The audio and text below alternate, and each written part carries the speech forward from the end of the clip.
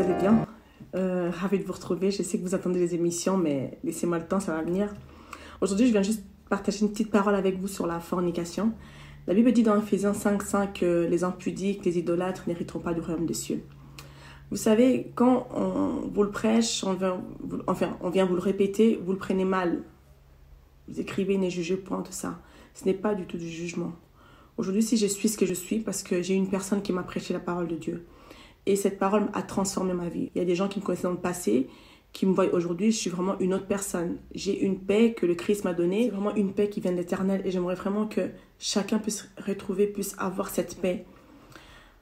Vous savez, quand vous couchez avec une personne, même si vous vous séparez, il y a vos esprits qui s'unissent.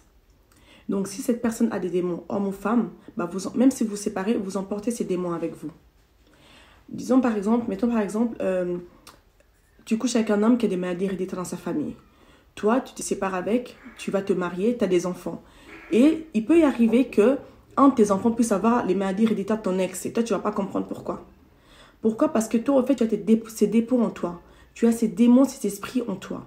Et tu peux emporter ça dans ton mariage. Et tu peux emporter ça dans tes relations futures.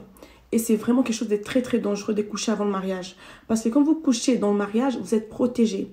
Mais quand vous couchez hors mariage, vous n'êtes pas protégé. Même si tu dis oui, c'est normal de coucher, je suis avec mon copain, c'est normal de coucher. Pour toi, c'est normal, mais ce n'est pas normal. Parce que moi, je regarde ma vie aujourd'hui, mon expérience, je réalise, je me dis, si je savais tout ce que je sais aujourd'hui, avec l'expérience que j'ai eue, j'aurais dû en fait offrir ma virginité à mon mari. C'est vraiment ce que je me disais. Parce que toutes les choses, toutes les portes que le diable a ouvertes dans ma vie, toutes les portes que la fornication a ouvertes dans ma vie, c'est vraiment, j'ai vécu des choses horribles. Vraiment, autant physiquement que spirituellement, j'ai vécu des choses horribles.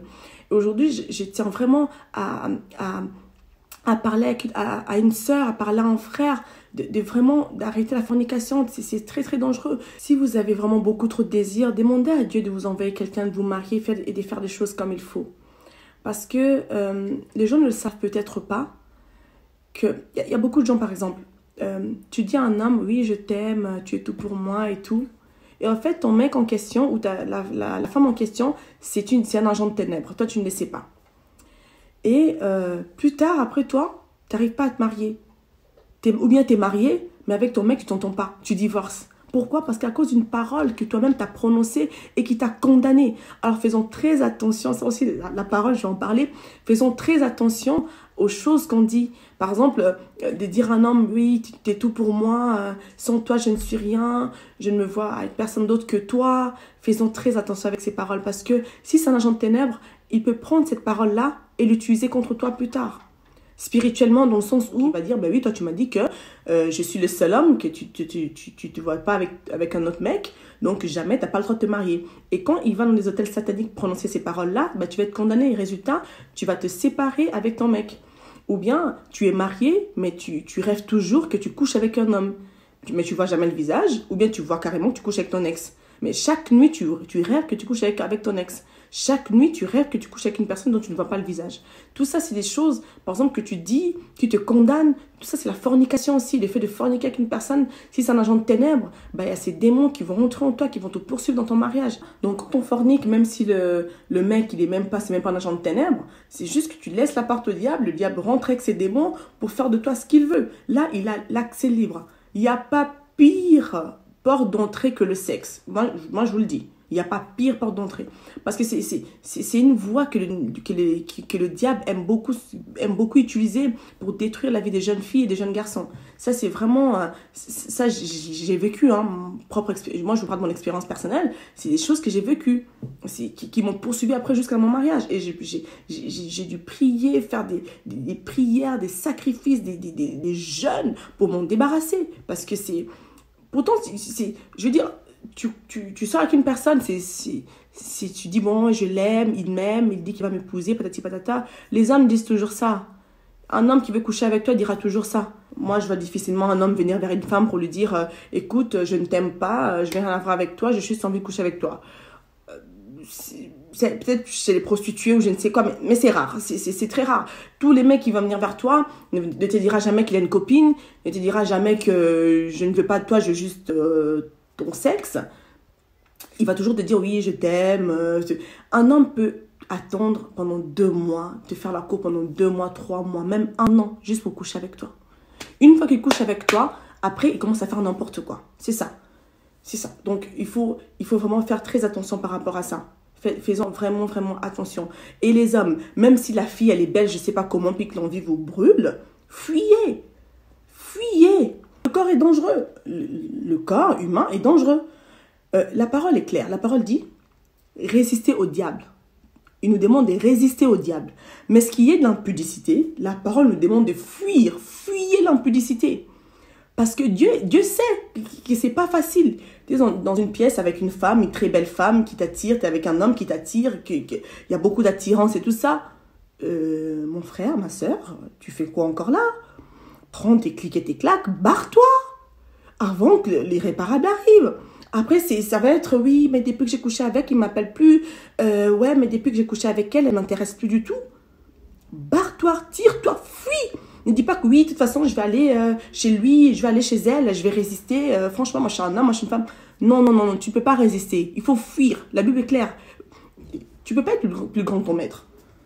Voilà, faisons très attention avec le sexe, vraiment attention. Parce que c'est 10 minutes, un quart d'heure, je ne sais pas, une demi-heure de plaisir, pour après toute une vie de problèmes. Mais vraiment, parce que moi, j'ai eu des sistas. Tu couches avec un homme et après toute ta vie, tu t'arrêtes pas de changer de mec. Pourtant, tu n'es pas mauvaise, mais tu n'arrêtes pas de changer de mec. Et après, qu'est-ce qui se passe? Que les gens te traitent de prostituée, te traitent de... Ouais, c'est une pute, je m'excuse du terme. Elle change tout le temps de mec. Pourtant, c'est même pas ta faute.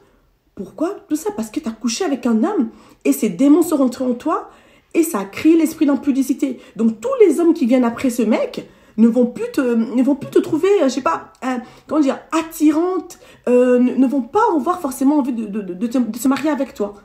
Vous voyez? Ils te traitent de tous les noms, tout ça parce que tu as eu le malheur de coucher avec un homme dans ta vie. Vous voyez?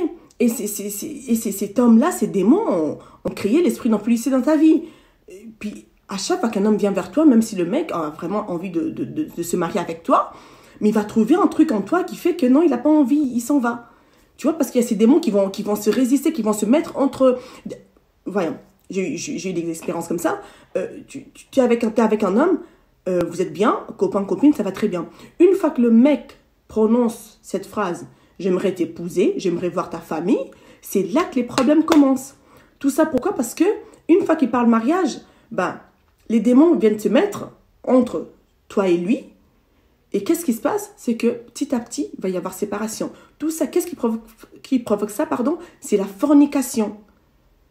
Franchement, est-ce que ça vaut vraiment la peine? Franchement, posons-nous les bonnes questions. Est-ce que ça vaut vraiment la peine pour faire plaisir à un homme, pour 5 minutes de plaisir, de gâcher toute une vie? Parce que il y a des femmes, par exemple, moi, je remercie Dieu parce que Dieu m'a racheté, Jésus m'a racheté. Franchement, je me dis, si j'avais pas Jésus dans ma vie, je ne sais pas comment j'ai fait. Je vous explique. Déjà, moi-même, avec tous les problèmes que j'avais, pour pouvoir me marier, je suis passée par un tas de délivrances. Et après les délivrances, j'ai une cousine, elle peut vous le témoigner. Là, j'étais à Paris pendant 2 ans à l'époque. Je priais tous les jours, de minuit à 3 heures du matin. Tous les jours, je priais de minuit à 3 heures du matin. 3 heures de prière pour pouvoir rencontrer mon mari. Voilà, c'était dur. C'était dur. Très honnêtement, j'aurais préféré passer toutes ces 3 heures de prière par jour pour louer Dieu.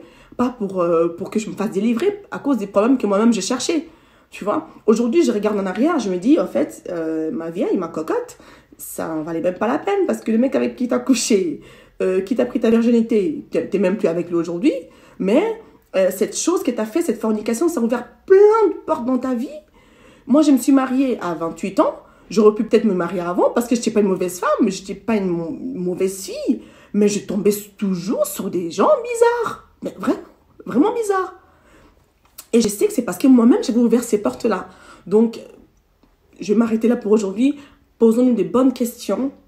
Si vous faites ça, arrêtez, s'il vous plaît, parce que je vous assure que ça ne vaut vraiment pas la peine. Non seulement ça te sépare de Christ, ça t'enlève le Saint-Esprit. Mais par-dessus tout, ça te gâche la vie, ça t'emmène les démons, ça ouvre plein de portes à la pauvreté, l'impudicité, l'adultère plus tard, les maris spirituels, les suicides, la dépression. Parce que dites-vous que quand vous forniquez, il n'y a pas que les démons d'impudicité qui viennent, il y a plein d'autres démons qui viennent prendre place en vous. Donc, essayez au maximum, vraiment prier le Seigneur pour que vous puissiez fermer cette porte. Pour que, le Seigneur puisse fermer cette porte. Donc, ne laissez pas le diable l'accès dans votre vie. Vraiment. Je vais faire une petite prière, si vous le permettez. Père éternel, Yahweh, Papa, je te remercie pour cette parole, Papa. Bénis toute personne qui regarde cette vidéo en ce moment, Yahweh. Seigneur, pardonne-nous tous les mal qu'on a fait. Toutes les fois qu'on a forniqué dans notre vie. Seigneur, pardonne-nous, Yahweh, Papa. Pardonne mon frère, ma soeur qui nous regarde ici en ce moment, Père éternel. Saint-Esprit, toi qui es le restaurateur, restaure-les, Papa Yahweh. Aide-les, Papa Yahweh, à arrêter la fornication.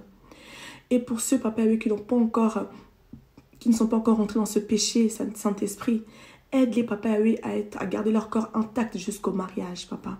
Seigneur, de même, ils ne vont pas y arriver. Seul avec ton aide, Saint-Esprit. Yahweh, je les recommande en tes saintes et divines mains. Protège-les, Yahweh. Garde-les, Papa. Prends soin d'eux, Yahweh, Papa, de leur corps, de leurs âmes et de leur esprit. Merci pour ce moment. Dans le nom de Jésus-Christ. Amen. Merci d'avoir regardé cette vidéo. Ça m'a fait plaisir de vous retrouver. Si vous voulez d'autres vidéos de ce genre, parce que moi, j'ai un long témoignage sur ma vie que j'aimerais partager avec vous. Donc, n'hésitez pas à me le faire savoir en commentaire. Et soyez abondamment bénis. À bientôt. Bye.